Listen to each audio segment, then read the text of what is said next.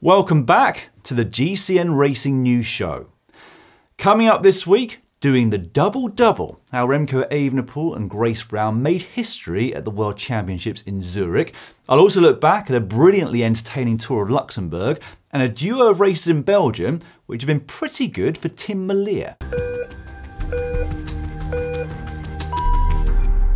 This week in the world of racing, we learned that Tim Merlier is the most successful sprinter of the season. Off the back of his win at the European Championships a week ago, he's since won 2 more races in Belgium against some pretty top opposition. We also learnt that lifetime contracts are now a thing. So the ink has just dried on a unique deal struck between Wout van Aert and Visma Leasebike. More on that later on in the show. And finally, we learnt that Grace Brown and Remco Evenepoel both made history within a few hours of each other yesterday. The two of them had both won Olympic gold medals in the time trial at the Olympics 8 weeks ago, and both backed that up by taking the first rainbow bands of this week. For Evenepoel, it's the 5th major international title in the space of 2 years. So the World Champs road race in 2022, the time trial last year, and then the Olympic time trial and road race this year, followed by his win in the World's ITT yesterday. I haven't fact-checked this, but I think I'm safe in saying that nobody has won that many international elite titles on the road by his age. And it's not over for him yet, of course. He's the second favourite for the road race this coming Sunday, behind you-know-who. Given that he also finished on the podium of the Tour de France, it will already go down as one of the best seasons anyone's ever had, whatever happens on Sunday's road race. But it wasn't all plain sailing for him. He had more than a bit of a fright before he'd even got started yesterday. Backpedaling on the start ramp, his chain fell off, and it took the mechanic quite some time to remount it. And presumably related, his power meter then didn't work, so he had to go entirely on feel. Now, many traditionalists would say that you should be able to do that on feel, and that's exactly what he did do. But riders measure everything so precisely these days, in and out of competition, that I can imagine it's extremely disconcerting when you're not sure how precisely you're pacing yourself. He certainly started fast. He was quicker than anybody to the first time check, going faster than the bigger, more powerful riders on what was one of the flattest sectors of the course. He averaged close to 55 kilometers per hour for that opening 12Ks, putting 6 seconds into Ghana and 12 into Tarling. By the top of the climb, he'd extended his advantage, only by a little bit, but then at T3 it was up to almost 20 seconds. With only 9 flat Ks from there to the finish, the win looked pretty much guaranteed barring incident or disaster, but it was actually a bit closer by the finish. In part, that was down to Roglic inadvertently helping Ghana, as I mentioned at the top of the show, but Evenepoel still had the confidence to raise his arms aloft in celebration at the finish line. Now, he did win, but it did sort of cross my mind how embarrassing it could be if you celebrated too early in a time trial. We see it, of course, quite a lot in road races, don't we? But I don't think I've ever seen someone celebrate an individual time trial victory only to find out they weren't victorious. Maybe it has happened. If you can think of an example, just let me know in the comment section down below. Hats off, though, to Filippo Ganna. As I said in the preview show, he withdrew from the Renewy Tour after just one stage just a few weeks back, citing fatigue. And so I didn't think he stood a chance of winning. In fact, I didn't even predict him for the podium. I'd gone with Evenepoel, Tarling and Affini in that order. But Ganna was close, unfortunately with no cigar though, which seems to have been a bit of a pattern for him in major championships over the last 3 years. That was the 3rd time in a row he's finished second to Evenepoel. Last year's Worlds, this year's Olympics, and then again yesterday. And you start to think how different his Palmares would look if Evenepoel had just stuck to football. A lot of ifs and buts in that regard, but an interesting thought nonetheless.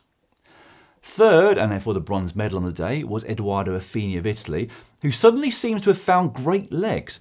So the bronze medal here, off the back of his surprise win at the European Championships, must have done his confidence the world of good.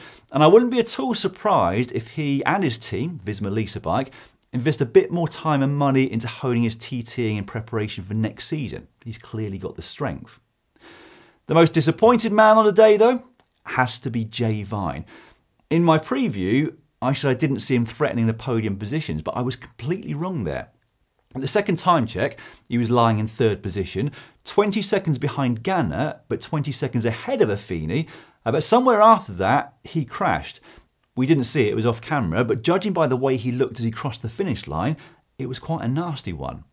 So to still finish 5th is remarkable, and I think it's fair to say he'd probably have won the bronze medal had he stayed upright. This was the top 10 from the men's race then. Tarling had a very respectable 4th place, despite claiming wrongly that he'd let people down. He'll be back to bigger and better things next year, I'm sure. A solid ride from Asgreen of Denmark saw him take 6th, just in front of former champion Tobias Foss. After that, it was Kung, Campenaerts and McNulty. In the women's event, didn't quite go with the bookmakers' odds, although they weren't too far off. Grace Brown was the favourite and lived up to that billing. So the first time check, which for the women came at the top of the climb, she was 6 seconds in front of Demi Vollering of the Netherlands. Niedermeyer and Dijgert quite a way back already in 3rd and 4th.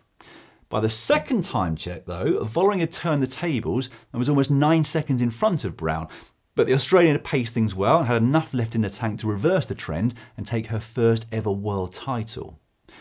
Like Evenepoel, she's had a stellar season. A monument win at Liège-Bastogne-Liège back in April, and then victory at the Olympic and World Championship ITT. Unlike Evenepoel though, we're not going to see her racing again next season. So she announced a few months back that this would be her last year, and I think everybody is in two minds about that, certainly I am. On the one hand, I think it's fantastic that she's made a decision that's clearly what she wanted, and that she's going out on top. And I can't think of another rider who's bowed out of the sport at that sort of level. I guess maybe Judith Arndt came close. She won this event in 2012 before she retired. But at the same time, I would love to see Brown racing in the rainbow jersey with the gold touches on the bike and kit, etc. Who knows, maybe she'll do the Chrono de Nation later this year. Maybe she'll give it an outing in the Australian Time Trial Champs next January before finally hanging up her wheels. If you don't, Grace, congratulations on an incredible career and all the best for the road race later on this week. For Vollering, well, it was by far her best performance at a major champs ITT. She was 16 seconds behind Brown by the finish, but way in front of Dijgert in 3rd.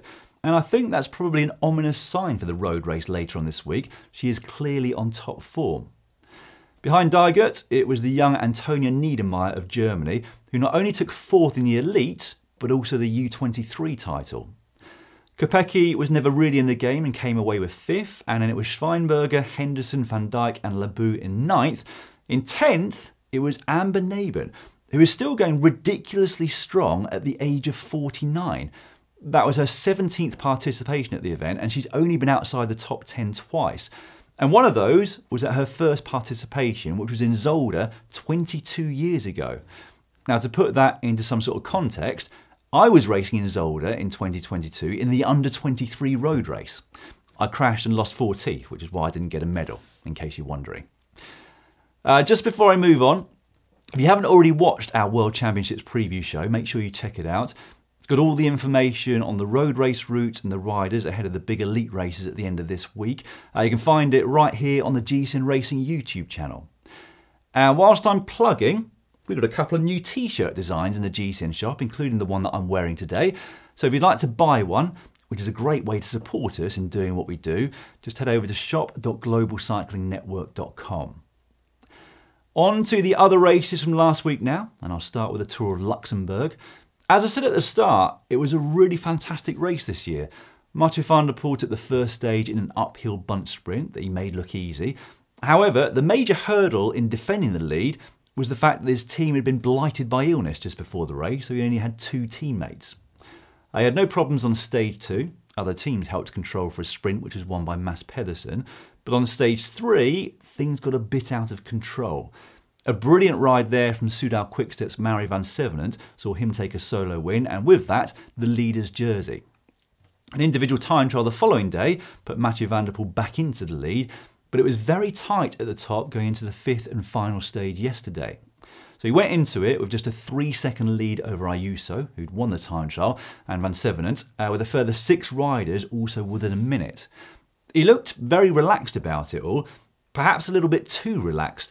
Antonio Tiberi slipped up the road in the finale and did more than enough to clinch the overall title, which was his first ever professional stage race victory. Van der Poel had to set up a 2nd, whilst the winner of that final stage, David Gaudu, moved up to 3rd. Now in some respects, that race left me with more questions than answers in terms of whether Van der Poel can win on Sunday. On the one hand, I thought he didn't look as good as I expected on the repeated climbs of stage 3.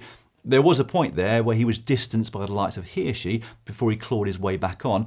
But on the other hand, he generally looked pretty sharp, and we all know that he's a man for the really big races. So it's going to be very interesting to find out on Sunday, that's for sure. A reminder that if you'd like to catch up on that race or get a full season of live and on-demand bike racing, all you need to do is sign up for Discovery Plus or Max. One man who isn't racing this Sunday for obvious reasons, he's a sprinter, is Tim Merlier.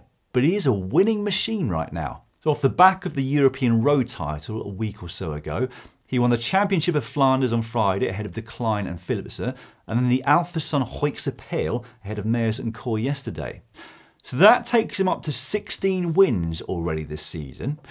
Now, there's been a bit of a debate at the moment as to who's the best sprinter in the world right now. Most people are saying Merlier or Milan, based on this year's results. Personally, I think Milan is the more powerful rider, but I think Merlier is better at getting himself into position from which he can sprint in the first place. Anyway, let me know your thoughts in the comments section below. Who is the best sprinter in the male peloton right now? Also in Belgium last week was the Super 8 Classic, where Filippo Baroncini, under-23 world champion in 2021, took his first pro victory, which means that 19 of UAE's male riders this year have won at least one race. And just finally, there was a first pro win amongst the pros for Kat Ferguson last week.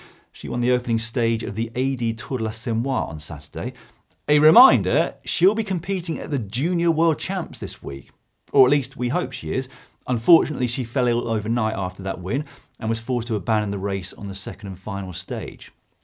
Talita de Jong won that one, but just missed out on the general classification to Carlijn Swinkels, who retained her title from the race on countback.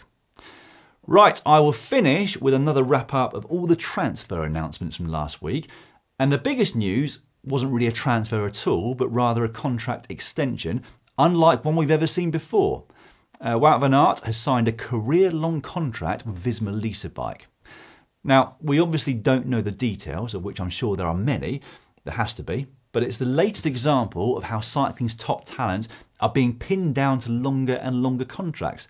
Of course, it must be good for him as well. He wouldn't have signed it were it not, but it's an interesting one, isn't it?